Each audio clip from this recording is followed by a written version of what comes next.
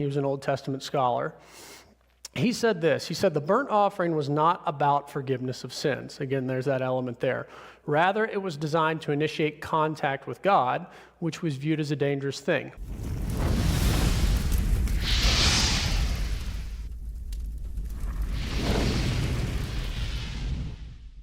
This is just a little bit about what the burnt offering is. This is from Leviticus Chapter 1. That's where you'll find the law on the burnt offering. But the burnt offering is an offering that is entirely consumed. It goes up in the flame of the altar to God, expressing the assent of the soul in worship.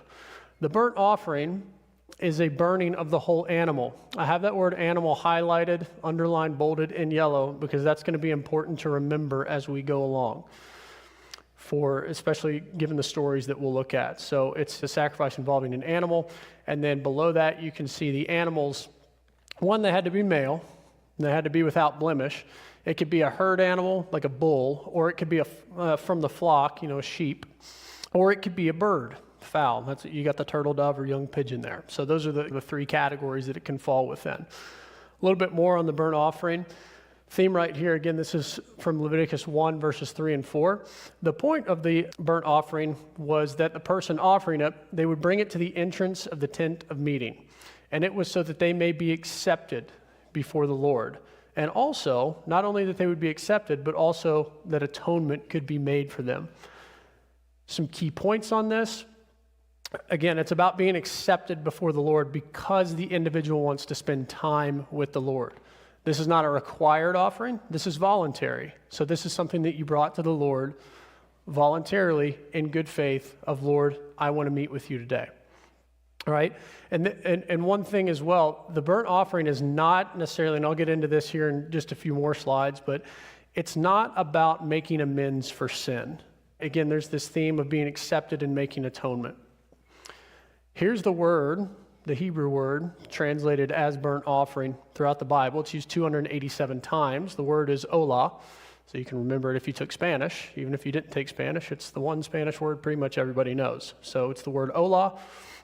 Again, of 286 times, it's translated burnt offering. The only instance it's translated as going up. Some translations have ascending or even staircase. And the reason that is because it stems from a verb, which literally means to arise or to ascend up. And because of this, the sacrifices, the actual burnt offering, was said to produce a sweet or soothing scent that goes up to the Lord. So that's one of the themes behind this.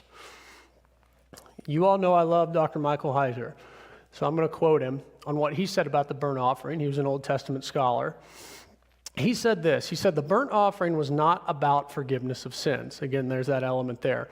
Rather, it was designed to initiate contact with God, which was viewed as a dangerous thing, right? We remember Moses when he wants to see God, and God hides him in the crack and says, you can see my back, kind of shield your face. This whole deal. His presence is so holy that we can't take it. We physically cannot take it. And so this was designed, again, to initiate contact with God. There's something else regarding the burnt offering as we move on. There's more elements to it. And I alluded to this a little bit last week, but there was a daily offering. There were actually 2 daily offerings given. They were both burnt offerings. They were offered, we read this in the book of Exodus, Chapter 29, but this is what it is regarding the daily burnt offerings. It was 2 lambs, a year old. One was offered in the morning, one was offered at twilight. It was for a pleasing aroma. Again, there's that sweet scent, that pleasing aroma to the Lord. And this is what it says in verse 42. It shall be a regular burnt offering throughout your generations at the entrance of the tent of meeting before the Lord, where I will meet with you to speak with you there. So there's really 3 elements to this burnt offering, right? We looked at so that you may be accepted before the Lord. Also that there was atonement to be made. And now it's where I will meet with you, the Lord meeting with you, to speak with you there. And again, this gets reiterated in Numbers. So we see it here in Exodus. And the book of Numbers, it reiterates this theme of the daily burnt offering. And you can see within this passage right here, these verses, the pleasing aroma is mentioned 3 separate times regarding this burnt offering. So we know, I'm sure we've all heard and we're familiar with the concept. If it's mentioned once, it's important because it's the Bible. If it's mentioned twice, pay attention. So this is the second mention of this daily offering, and it's really on either side of Leviticus, which is the central book of the first 5 books of Moses. So there is an element here that we need to highly consider and to remember. One other thing from these verses here, I'll highlight this in this slide, same set of verses. This burnt offering, this daily offering, this morning and this twilight offering or sacrifice was said to be given at the appointed time, issued by the Lord. Now this word is the word moed, which we've seen time and time again. Jeremy's talked about the feast multiple times, I think 4 years now. That is the same word that we see in Genesis 1:14, where it talks about, it's translated seasons, but it's really the appointed times or the festivals of the Lord. And it's the same word we see used to describe, again, what Jeremy's taught on here for 4 years, the appointed times, the feast that we see in Leviticus chapter 23. Okay, what am I suggesting here? Am I suggesting that we all gather together twice a day and offer up lambs and burn them on an altar? That's not what I'm saying at all. I'm saying here's the application. Here's one of the applications we'll look at today that was alluded to a little bit last week. We've studied extensively here that we are many temples of the Lord, now that we have the Spirit of the Lord living inside of us. And this is what Psalm 141 verse 2 says. Well, I'll read verses 1 and 2. O Lord, I call upon you. Hasten to me. Give ear to my voice when I call to you. Let my prayer be counted as incense before you. That incense is that sweet aroma that's actually used in the sense of a sacrifice or a burnt offering or a burning offering. It says, let my prayer be counted as incense before you and the lifting up of my hands as the evening sacrifice. So we see here there's this element. The psalmist here is comparing his act of worship and praise to that evening sacrifice, which would be the burnt offering. So again, I'm not suggesting let's go burn lambs on altars. That is not the application here. Don't hear me say that at all. What I am saying is that us, as viewing ourselves as a house of God's Spirit, what if we met God modeling after those appointed times where the burnt offering was issued?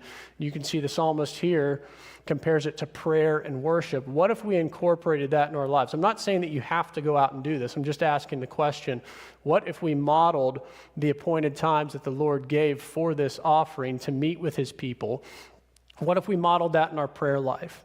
Do we think that our life would look different if we met with him during those times? I think it would. Again, I'm not commanding you that you should go out and do this. I'm just saying that I believe that if the first thing that we do in the morning is we start our day with prayer, and the last thing that we do in the evening before our eyes close is pray, that means at the start of our day to the end of the day is both centered and revolves around the act of prayer and worship to the Lord. So it's just something to consider. And I think it's a way that we can connect to something like a burnt offering, where it's really hard in our culture because we don't offer sacrifices on altars anymore, right? But I think it is a way, this is that theological message principle of, hey, there's still an application to be found in passages pertaining, especially Leviticus, which is hardly ever read because it's all about sacrifices and it's all about priestly duties. So I think it is a way for us to really explore and apply those passages to our lives.